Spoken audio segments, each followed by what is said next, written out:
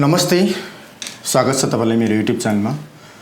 आज म तपाईलाई सेन्जेन कन्ट्री जर्मनीको बारेमा डिस्कस गर्न गइरहेको छु र जर्मनीको प्रोसेस गर्दाखेरि चाहिँ के डकुमेन्टहरु चेकलिस्टहरु के बनाउनु पर्ने हुन्छ र कहाँ गएर एप्लाई गर्नुपर्ने हुन्छ अनि त्यसपछि तपाईले अपॉइन्टमेन्ट कसरी लिने, एप्लिकेसन कसरी भर्ने, त्यस सबै कुराहरु म के गर्छु भन्दाखेरि आजको यो भिडियोमा चाहिँ जर्मनीको बारेमा तपाईले चाहिँ यदि नेपाली हुन्छ भने तपाईले कसरी चाहिँ भिजा एप्लिकेसन सबमिट गर्ने, इन्टरभ्यु हुन्छ हुँदैन, इन्टरभ्युमा के क्वेशन सोध्छ, ती सबै कुराहरु हामी के गर्छौं भन्दाखेरि चाहिँ यो जर्मनीको भिसाको बारेमा म तपाईलाई डिस्कसन गर्ने छु।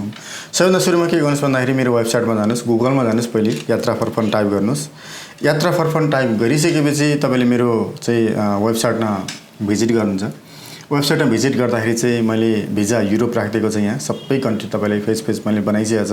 अब तपाईले हेर्ने भने जर्मनी यहाँ छ। जर्मनीमा तपाईले चाहिँ एफएक्यू चेकलिस्ट छ। एफएक्यू चेकलिस्टमा तपाईले आउन सक्नुहुन्छ। त्यसैगरी यहाँ इन्टरभ्युको क्वेशन्सहरु छन्। त्यसैगरी अनलाइन एप्लिकेसन र बुक एन्ड अपॉइन्टमेन्ट, जस्तै कि इन्टरभ्युको जर्मनीको जहिले पनि के हुने गर्छ भन्दाखेरि इन्टरभ्यु हुन्छ। इन्टरभ्युमा के सोध्छ त्यो पनि म तपाईलाई डिस्कसन गर्ने छु। सबभन्दा सुरुमा चाहिँ म केमा आउँछु भन्दाखेरि एफएक्यू र एफएक्यू चेकलिस्टमा म आउँछु जर्मनीको चाहिँ। जस्तै कि जर्मनीमा तपाईले चाहिँ हेर्ने भने यदि जर्मनीको भिसा एप्लाई गर्दै हुन्छ भने फर्स्टको प्रोसिडर के त भन्दाखेरि तपाईले जर्मनीको भिसा एप्लाई गर्दै हुन्छ भने तपाईले प्रेजेन्ट हुनै पर्छ। किन भन्दाखेरि यहीँको एम्बेसीमा तपाईले प्रेजेन्ट हुनु पर्यो। जर्मनीमा प्रेजेन्ट हुँदाखेरि चाहिँ तपाईले इन्टरभ्यु लिन्छ। इन्टरभ्यु हुँदाखेरि चाहिँ तपाईले के क्वेशन्सहरु छ त भन्दा नि यहाँ मैले लिंक राखिदिएको छ। यो तपाईले लिंकमा जानु भने चाहिँ यसरी यो चाहिँ तपाईले इनिशियल के गर्छ भन्दाखेरि उनीहरुले चाहिँ इन्टरभ्यु सोध्छ र के क्वेशन्सहरु सोध्छ मैले राखिदिएको छ। जस्तै कि चाहिँ प्रपोज अफ भिजिट जर्मनी के को प्रपोजको लागि हो, त्यो एकदमै म्यान्डेटरी हो। कति दिन तपाईले जर्मनी भिजिट गर्दै हुन्छ त्यो एकदमै म्यान्डेटरी हो। त्यसैगरी तपाईले चाहिँ भिजिट जर्मनी भिजिट गर्दाखेरि कहाँ तपाईले घुम्नुहुन्छ त्यो पनि एकदमै म्यान्डेटरी हो। डिटेल्स आइटिनरी ट्रिपहरु बारेमा तपाईले के गर्नु पर्यो, एकदमै जान्नु पर्यो। त्यसैगरी एम्प्लॉयमेन्ट तपाईले केमा काम गर्दै हुन्छ त्यसको बारेमा तपाईले एकदमै इन डेप्थ नलेज चाहियो। स्यालेरी हो भने स्यालेरी, तपाईले चाहिँ बिजनेस हो भने बिजनेस। त्यसैगरी हेर्ने भने फ्यामिली र कुनै रिलेसन छ कि छैन जर्मनीमा त्यो सोध्न सक्छ तपाईले। र तपाईले यो ट्राभलको कुनै अरु कन्ट्री तपाईले ट्राभल हिस्ट्री छ कि छैन, पास्टमा छ कि छैन त्यो सोध्न सक्छ। त्यसैगरी हेर्ने भने तपाईले तपाईको जुन इन्कम छ त्यो इन्कममा चाहिँ तपाईले चाहिँ आफै चाहिँ जर्मनीमा कुन वेबाट तपाईले चाहिँ उ गर्न सक्नुहुन्छ भने तपाईले आफ्नो स्टेटमेन्टको एभिडेन्सहरु तपाईले देखाउनु पर्ने हुन्छ। त्यसैगरी हेर्ने भने तपाईले ट्राभल हिस्ट्री कुनै सेन्जेन कन्ट्री पहिले घुम्नु भएको छ कि छैन त्यो सोध्न सक्छ तपाईले। त्यसैगरी चाहिँ कहिलेको तपाईले रिटर्न प्लान कहिले छ, तपाई होम कहिले फर्किन सक्छ त्यो सोध्न सक्छ। इन्स्योरेन्स गर्नु भएको छ कि छैन त्यो सोध्न सक्छ। अनि तपाईले कुनै पहिले एप्लाई गरेको भिजा रिफ्युज भएको छ कि छैन सेन्जेनको त्यो सोध्न सक्छ। भनेपछि यो भनेको चाहिँ तपाईले के हो त इन्टरभ्युको नर्मल क्वेशन्सहरु हो जुन जर्मन एम्बेसीले तपाईले चाहिँ इनिशियलमा के गर्न सक्छ भन्दाखेरि सोध्न सक्छ। अब म तपाईले यता आउँछु। यता आउँदाखेरि चाहिँ मेनली भनेको चाहिँ तपाईले यदि जर्मनीको लागि गर्नुपर्छ भने तपाईले सेल्फ नै जान्नुपर्ने हुन्छ र फर्स्टमा तपाईले के गर्नुपर्छ भन्दाखेरि चाहिँ एप्लिकेसन भर्नुपर्ने हुन्छ र अथवा अपॉइन्टमेन्ट तपाईले बुक गर्नुपर्ने हुन्छ। अपॉइन्टमेन्टको लागि तपाईले यहाँ क्लिक गर्नु भने यो अर्को पोर्टल छ। यो पोर्टलमा तपाईले चाहिँ VIDEX पोर्टलमा तपाईले के गर्न सक्नुहुन्छ भन्दाखेरि यसमा तपाईले अपॉइन्टमेन्ट बुक गर्न सक्नुहुन्छ। यो लिंक क्लिक गर्नुभयो भने त्यसैगरी अब एप्लिकेसन भर्नु पर्यो भने यो अनलाइनै एप्लिकेसन छ। अनलाइन एप्लिकेसन भर्नु पर्यो भने तपाईले यो VIDEX को जुन लिंक राखिदिएको छ यसमा गएर तपाईले के गर्न सक्नुहुन्छ भन्दाखेरि चाहिँ अनलाइन एप्लिकेसन तपाईले भर्न सक्नुहुन्छ जर्मनीको लागि। अब दुईटा कुरो हो, एउटा चाहिँ तपाईले अनलाइन अपॉइन्टमेन्ट बुक गर्नु हो, अर्को तपाईले अनलाइन एप्लिकेसन भर्नु हो। अब त्यसपछि अरु फेजमा के हो त म तपाईलाई आउँछु। भिजाको भ्यालिडिटी सेम त्यही नै हो। भिजाको भ्यालिडिटी तपाईले हेर्ने भने 90 डेज, 30 डेज, 90 डेज को भ्यालिडिटी हुन्छ र इन्ट्री र एक्जिट को हुन्छ। सबै सेन्जेनको प्राइस भ्यालिडिटी के हो त सेम नै हुन्छ। भिजा फी को पेमेन्ट मेथड के हो त भने तपाईले भिजा एप्लाई गर्दाखेरि चाहिँ तपाईले यदि कार्डबाट पनि पेमेन्ट गर्न सक्नुहुन्छ अथवा तपाईले के गर्न सक्नुहुन्छ भन्दाखेरि क्याश पनि तपाईले चाहिँ जर्मनीमा गएर चाहिँ एम्बेसीमै गएर लगेर तपाईले बुझाउन सक्नुहुन्छ। तपाईको पार्टको कुरो यो भनेको चाहिँ भिजा फी को पेमेन्ट मेथडहरु हो। त्यसैगरी तपाईले यदि जर्मनीको भिजा लाग्यो भने कुन कन्ट्री तपाईले घुम्न सक्नुहुन्छ त भन्दाखेरि सबै सेन्जेन कन्ट्री तपाईले घुम्न सक्नुहुन्छ। तर इन्ट्री चाहिँ कहाँ गर्नु पर्यो भन्दाखेरि तपाईले जर्मनीमा गर्नु पर्यो। तपाईले दुईटा एम्बेसी फेस गर्नुपर्छ। एउटा नेपालको एम्बेसी फेस गर्नु पर्यो, एउटा चाहिँ तपाईले जर्मनको एम्बेसी तपाईले फेस गर्नुपर्ने हुन्छ। र तपाईले एक्जिट चाहिँ जहीँ पनि म कुनै पनि कन्ट्रीमा गर्छु भन्दाखेरि चाहिँ तपाईले पाउँछ। कतिवटा कन्ट्री घुम्नुहुन्छ त तपाईको कुरा हो अनि त्यही अनुसार तपाईले के गर्नुहुन्छ भन्दाखेरि बनाउनुहुन्छ। अब प्रोसेसिङ टाइम के हो त भन्दाखेरि यसको पनि प्रोसेसिङ टाइम भनेको त्यही हो, 15 देखि 20 डेज नै हो। त्यस पिरियडमा तपाईले के गर्नुपर्छ भन्दाखेरि चाहिँ प्रोसेसिङ टाइम लाग्छ। पासपोर्ट तपाईले चाहियो नै, तपाईले पासपोर्ट चाहिँ चाहियो, त्यो पनि 6 मन्थको एक्सपायरी हुनु भएन। त्यसैगरी अनलाइन एप्लिकेसन यही राखिदिएको छ। फोटोग्राफको साइज भनेको 35 45 को mm को साइज चाहियो। डकुमेन्टेसनमा तपाईले हेर्ने भने इन्कमको डकुमेन्टमा सेकेन्ड फेजमा मैले त्यो भिजाको सक्सेस र डकुमेन्टेसनको पार्ट म तपाईँले भनिदिने नै छु। नेसनल आइडीमा त्यही नै छ, सेम म्यारेज सर्टिफिकेट, त्यसपछि अनि सिटिजनसिपको सर्टिफिकेट भयो, राष्ट्रिय परिचय पत्र भयो, कुनै आइडी कार्ड छ, लाइसेन्स छ भने तपाईँले राख्न सक्नुभयो। आइटिनरी तपाईँले बनाउनै पर्यो। जर्मनी तपाईँ हुन्छ भने 3 दिन एटलिस्ट तपाईँले जर्मनीको चाहिँ भिजिट गर्ने भनेर राख्नै पर्यो। किन भन्दाखेरि तपाईँले 3 दिन नराखिकन चाहिँ एमएससीले तपाईँले डकुमेन्टहरू के गर्न सक्छ भन्दाखेरि फर्काइदिन सक्छ। त्यसले गर्दाखेरि चाहिँ 3 दिनको चाहिँ आइटरेटिभ जर्मनीको राख्नै पर्यो। एकोमोडेसन चाहियो, तपाईँले चाहिँ फ्लाइट टिकटहरू चाहियो, डोमेस्टिक फ्लाइट टिकटहरू चाहियो। सबै के गर्नु भन्दाखेरि डमी बनाउनुहोस् र तपाईँले डमी बनाउन चाहिँ प्रब्लम भयो अथवा डमी बनाउन चाहियो भने हामीले सम्पर्क गर्नुहोस्। तपाईँ हामी के गर्छौँ भन्दाखेरि डमी बनाइदिन्छौँ। त्यसै गरी personal bank statement same as it is नै 6 मन्थको स्टेटमेन्ट र 5 लाखको चाहिँ मिनिमम ब्यालेन्स तपाईँले चाहियो। ट्राभल इन्सुरेन्स चाहियो नै। अनि त्यसपछि चाहिँ भ्यालुएसन छ भने भ्यालुएसन, लाल पूर्जा भ्यालुएसन अरू छ, यो सेकेन्ड फेजमा पनि तपाईँले डिस्कस गर्नुहुन्छ। र कभर लेटर कसरी लेख्ने त्यो म केमा आउँछु भन्दाखेरि एज अ सेकेन्ड फेजमा तपाईँले के गर्नुहुन्छ भन्दाखेरि डिस्कसन गर्नेछु। अबको पार्टमा भिजा सक्सेस टिप्स। तपाईँले भिजा सक्सेस गर्नलाई के पार्टहरू हेर्नुपर्ने हुन्छ, के कुराहरूमा तपाईँले ध्यान दिनुपर्ने हुन्छ, ती कुराहरू हामी के गर्छौँ डिस्कसन गर्छौँ।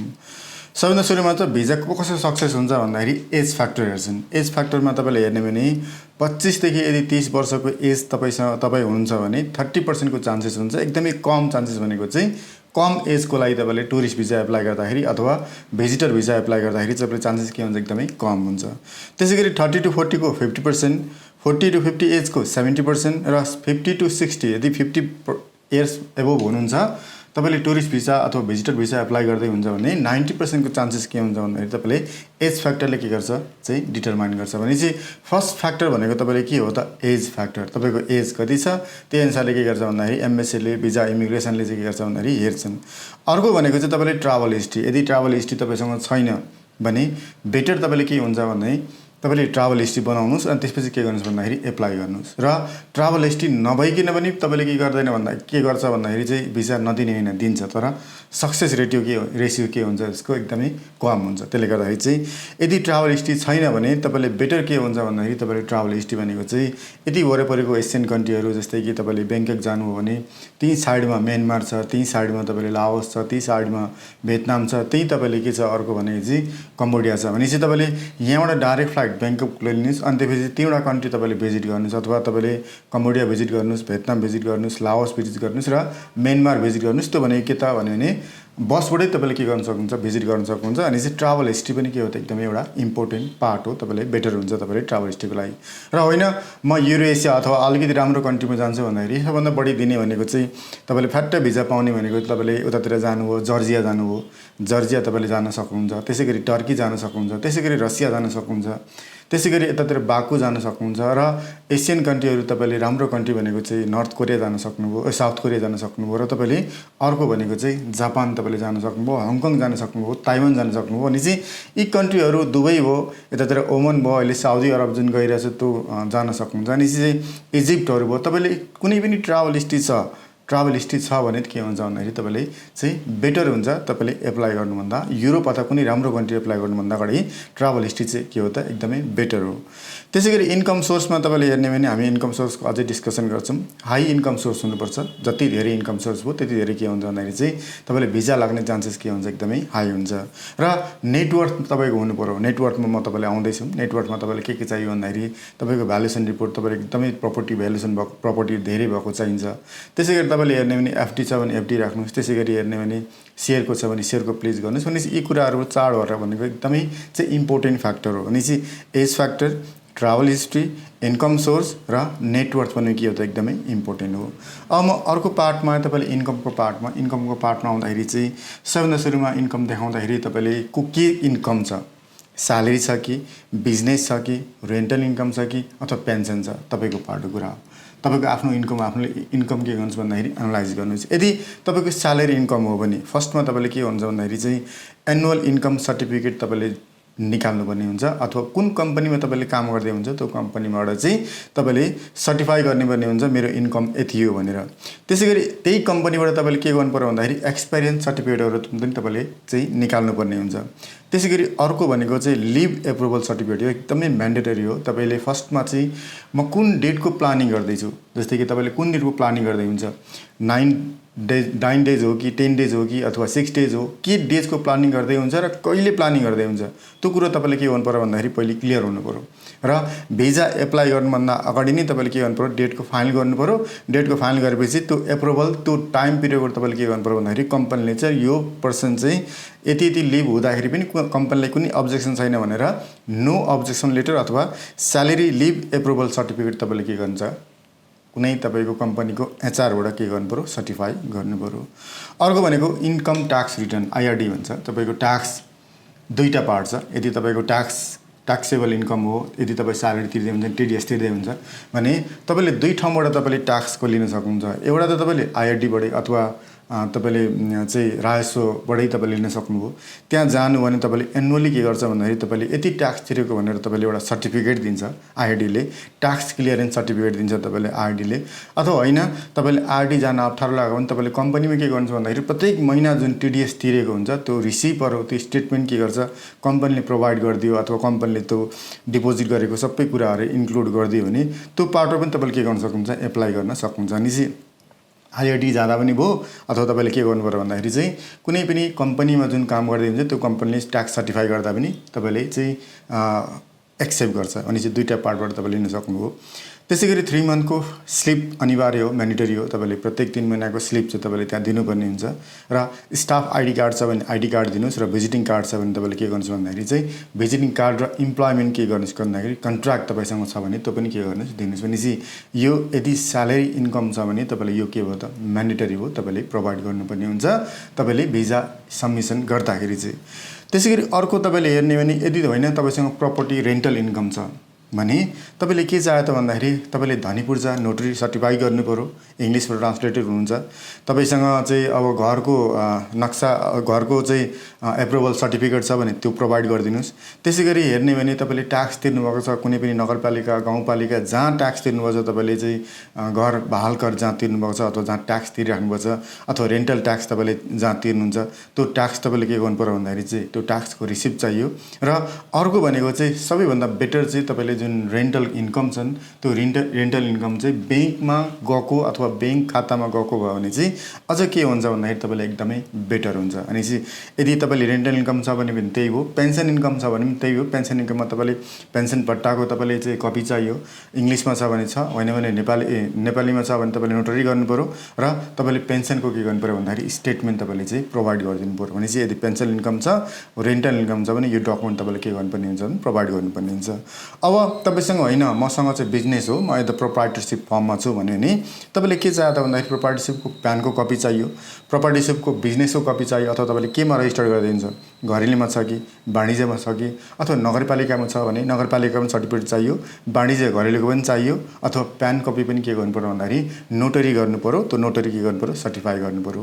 र यो सँगसँगै तपाईँले के गर्नु पर्यो भन्दाखेरि लेटेस्ट फाइनेन्सियल यो ट्याक्स क्लियरेन्स सर्टिफिकेट भनेपछि तपाईँले कुन अहिले गर्दै हुन्छ भने तपाईँले लेटेस्टको जुन ट्याक्स क्लियरेन्स सर्टिफिकेट छ त्यो सर्टिफिकेट तपाईँले चाहियो। र अडिट रिपोर्ट तपाईँले के गर्नु पर्यो भन्दाखेरि म्यान्डेटरी छ, यो चाहिँ तपाईँले प्रोभाइड गर्नै पर्यो। र यसमा तपाईँले हेर्ने भने जस्तै स्यालेरी इन्कम तपाईँले लगभग 60 प्लस छ भने बेटर, 60,000 प्लस मन्थली चाहिँ इन्कम छ भने के हुन्छ एकदमै बेटर हुन्छ। त्यसै गरी चाहिँ तपाईँले प्रोपर्टीसिप फर्म छ भने तपाईँले एनुअल इन्कम ट्याक्सेबल इन्कम यदि तपाईँले 10 लाख एबभ छ भने के हुन्छ एकदमै बेटर हुन्छ। छ भने त्योभन्दा माथि, होइन भने तपाईँले 5 लाख छ भने तपाईँले एप्लाई गर्न सक्नुहुन्छ। एप्लाई गर्नलाई के गर्दैन भन्दाखेरि रोक्दैन। त्यसले गर्दाखेरि चाहिँ तपाईँले प्यानको कपी चाहियो, घरेलु वाणिज्यको कपी चाहियो, अनि ट्याक्स क्लियरेन्सको सर्टिफिकेट चाहियो। ट्याक्स पे नेट प्रफिट कति चाहियो भन्दाखेरि चाहिँ 10 लाख एबभ अथवा तपाईँले कम छ भने पनि प्रब्लम छैन, एप्लाई गर्न सक्नुहुन्छ। तर बेटर के हुन्छ भन्दाखेरि 10 लाख प्लसको के हुन्छ, बेटर हुन्छ।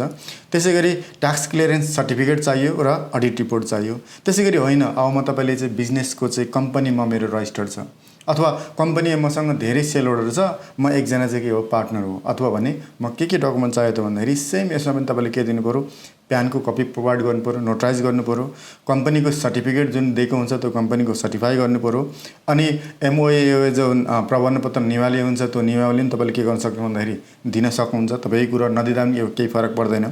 अनि अर्को भनेको चाहिँ माइनर तपाईँ जसरी तपाईँ चाहिँ त्यो कम्पनीको डाइरेक्टर हुन्छ भने त्यो कम्पनीमा चाहिँ मान्छे जाँदाखेरि पनि यो पर्सन जाँदाखेरि पनि हामीलाई कुनै अब्जेक्सन छैन भनेर एउटा नो अब्जेक्सन लेटर चाहियो र त्यसै गरी बोर्ड माइनर चाहियो। अनि अर्को भनेको चाहिँ सेयर लगत भनेको चाहिँ तपाईँको कति % स्टेक छ, त्यो कति % स्टेक छ तपाईँको 25% होस् 30% होस् भनेपछि सेयर लगत सर्टिफिकेट तपाईँले के गर्नु पर्यो भन्दाखेरि तपाईँले चाहियो। र यसमा पनि सेम त्यस्तै हुन्छ।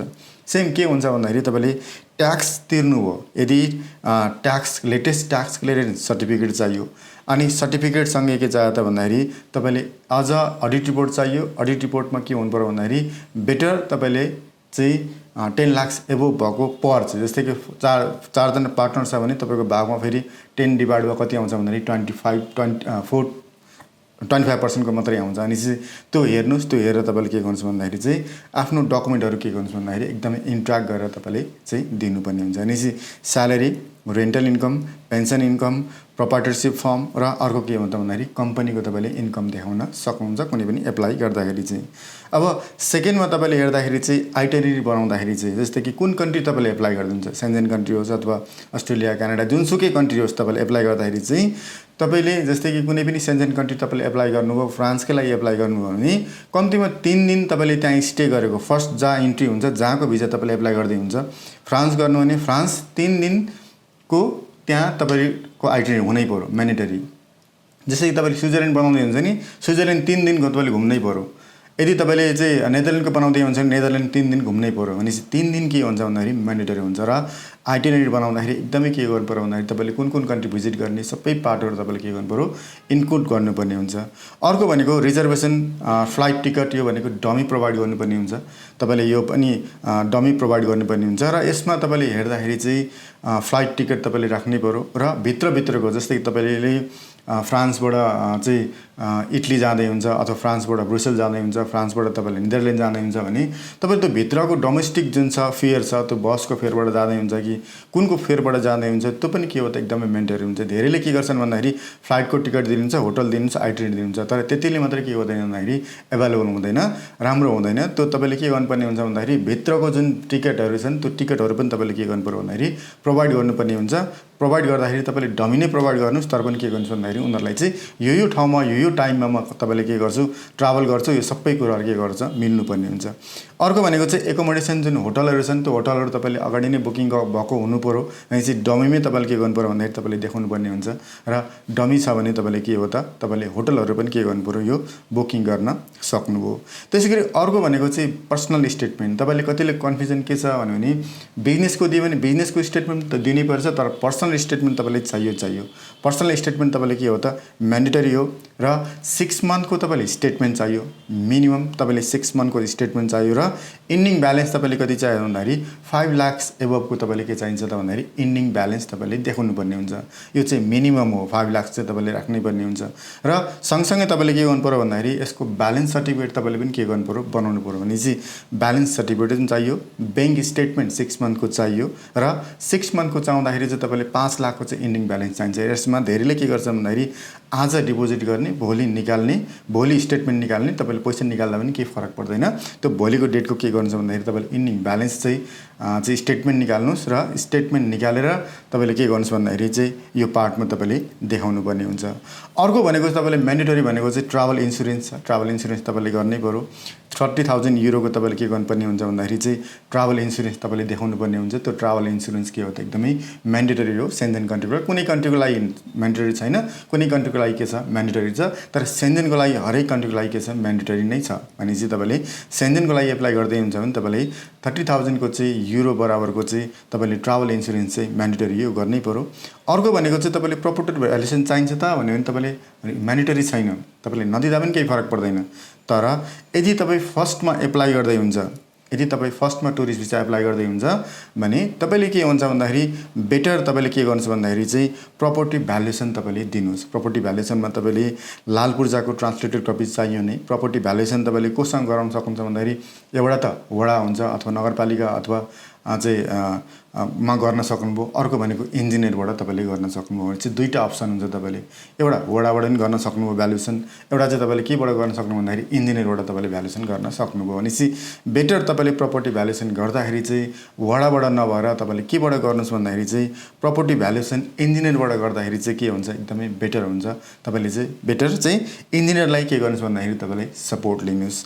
अर्को भनेको चाहिँ तपाईँसँग यदि फिक्स डिपोजिट कुनै ब्याङ्कमा तपाईँले चाहिँ फिक्स डिपोजिट राख्नुभएको छ भने त्यसको स्टेटमेन्ट र त्यसको चाहिँ फिक्स डिपोजिट स्लिप तपाईँले के गर्नुपर्ने हुन्छ भन्दाखेरि तपाईँले प्रोभाइड गर्नुपर्ने हुन्छ। त्यो भनेको एक्स्ट्रा कस्ट नै एकदमै राम्रो हुन्छ। र अर्को भनेको तपाईँले कुनैमा इन्भेस्ट गर्नुभएको छ, सेयरमा इन्भेस्ट गर्नुभएको छ भने तपाईँले सिडिएसमा गएर तपाईँले कुनै पनि ब्रोकरमा तपाईँले स्टेटमेन्ट लिन सक्नुहुन्छ, कुनै सिडिएसमा स्टेटमेन्ट लिन सक्नुहुन्छ।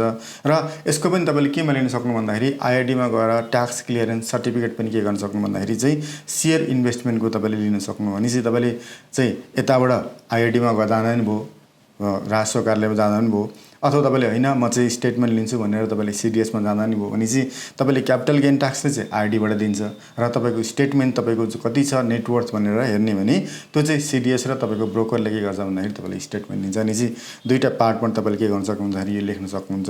त्यसै गरी अर्को भनेको चाहिँ कभरिङ लेटर भनेको एकदमै इम्पोर्टेन्ट हो, सबैको लागि इम्पोर्टेन्ट हो। हरेक ठुलो कन्ट्रीमा तपाईँले कभरिङ लेटर चाहिन्छ। कभरिङ लेटर नै सबभन्दा बढी हेर्ने हो। त्यसले गर्दाखेरि चाहिँ कभरिङ लेटरमा तपाईँले इन्क्लुड गर्दाखेरि चाहिँ तपाईँले कहाँ घुम्दै हुन्छ, के घुम्दै कहाँ जाँदै हुन्छ त्यो सबै कुरा डिटेल्स खोल्नु पऱ्यो। त्यसै गरी तपाईँको नेटवर्थको कुरा खोल्नु पऱ्यो। तपाईँको नेटवर्थमा प्रपर्टी भ्यालुएसन कति छ, तपाईँको एफडी यति छ, तपाईँको सेयर इन्भेस्टमेन्टको चाहिँ मेरो इन्भेस्टमेन्ट यति छ, त्यो सबै कुरा तपाईँले खोल्नुपर्ने हुन्छ। त्यसै गरी मेरो इन्कमको एनुअल इन्कम यति छ, त्यो युरो कन्भर्ट गर्दाखेरि यति हुन्छ भनेर तपाईँले सबै कुराहरू के गर्नुपर्छ भन्दाखेरि कभर लेटरमा इन्क्लुड गर्नुपर्ने हुन्छ। जति कुराहरू तपाईँले देख्नुभयो, जति कुराहरू मैले भने ती सबै कुराहरू के गर्नुपर्छ भन्दाखेरि इनमा त्यो एउटा पेजमा के गर्नु पर्यो इन्क्लुड गर्नुपर्ने हुन्छ। अनि चाहिँ तपाईँको ट्राभल हिस्ट्री पनि देखाउनु पऱ्यो। म फलानले चाहिँ के गरेँ भन्दाखेरि चाहिँ पहिले यो कन्ट्रीमा घुमेको थियो त्यो देखाउनुहोस्, अब म यो कन्ट्री चाहिँ मेरो भिजिटको प्लान हो त्यो देखाउनुहोस्। त्यसै गरी मेरो इन्कम यो छ यो देखाउनुहोस्। त्यसै गरी मेरो चाहिँ नेटवर्थ यो हो, मेरो एफडी यति छ, मेरो सेयरको यति छ, मेरो प्रपर्टी भ्यालुएसन यति छ, यो देखाउनुहोस्। सबै कुराहरू के इन्क्लुड हुनु पऱ्यो भन्दाखेरि चाहिँ तपाईँले कभर लेटरमा के गर्नुपर्छ एकदमै इन्क्लुड गर्नुपर्ने हुन्छ। त्यसले गर्दाखेरि कभर लेटर भनेको एकदमै चाहिँ मेन इम्पोर्टेन्ट पार्ट नै के हो त कभर लेटर हो। अनि चाहिँ यी सबै पार्टहरू तपाईँले के गर्नुहुन्छ भन्दाखेरि चाहिँ हेर्नुहोस् र त्यो अनुसारले आफ्नै चाहिँ गरेर तपाईँले के गर्न सक्नुहुन्छ भन्दाखेरि चाहिँ एप्लाई गर्न सक्नुहुन्छ। हस् त आजलाई यति नै, नमस्ते।